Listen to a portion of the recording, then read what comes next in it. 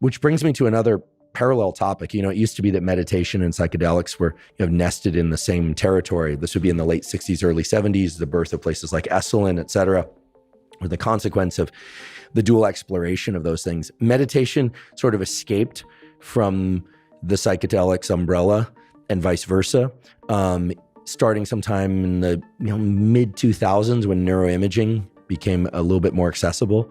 And, I think nowadays, if you told anybody, okay, meditation's good for you, it can help ratchet down your anxiety, give more self-awareness, improve sleep, and on, maybe even give some insight into consciousness, no one's going to balk. There's just a lot of studies. There are thousands of studies.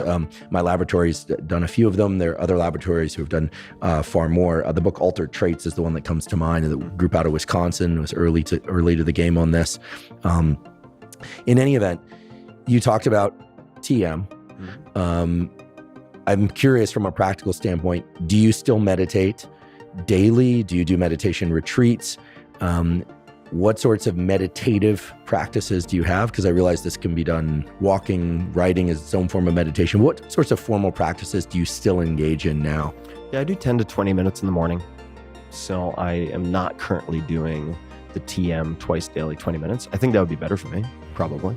Do you set a clock and I'll set a clock, which would be more of the concentration practice of, say, a TM where you're repeating a mantra. Honestly, it could be any, in my opinion, some TM purists will balk at this, but it could be really any nonsense syllable, could be a word, although I think something without any attached meaning is probably more beneficial for a host of reasons.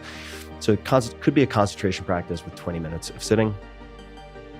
It might also be a guided meditation, and I have no vested interest in this app, but I think the Waking Up app by Sam Harris is fantastic. As do I. I have used the introductory course, which is Sam leading you through My Catnip, which is a logical progression of skill development from day 1, 2, 3, and forward. I have gone through that course multiple times when I'm getting back on the horse for meditation as a bit of a reboot. Once you develop, I think, a certain degree of awareness and mindfulness, I do think there are other activities that probably allow you the parallel experience of doing one thing while experiencing some of the benefits of meditation. And so for me, I wonder at times, are the benefits of meditation, the concentration practice itself, is it just sitting still with my eyes closed, down-regulating my system a little bit, activating my parasympathetic, and not rushing or doing anything for 20 minutes? Is that it? Maybe. Is it simply correcting my posture for 20 minutes?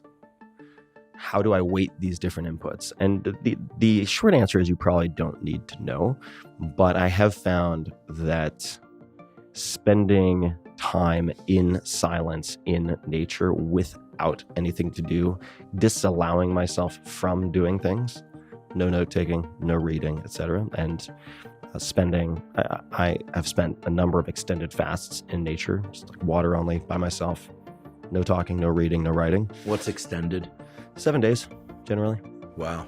So you're camping in nature with just water. Yep, that's it, by myself. And there are risks associated with that, right? You got to be careful, not stupid about it. But that does a lot for me with some persistent benefits.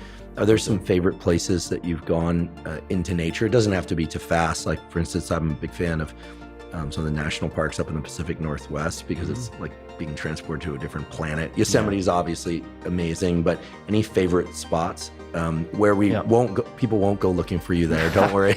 Yeah, I would. You live in Austin all the time, so that's right. Yeah, so I would say Colorado, Utah, New Mexico. Spending time in mountains, around rivers, lakes, I find very therapeutic.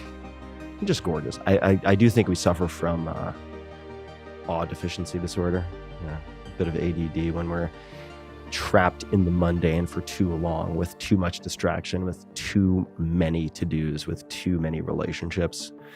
And there's no space for awe there. There isn't the room necessary. Awe isn't, from my perspective, generally a quick hit that you get in the 30 seconds between using two apps. there's more breathing room required for a genuine transcendent experience of awe. So I try to, on a yearly basis, as one of my top priorities, block out these weeks of time in nature.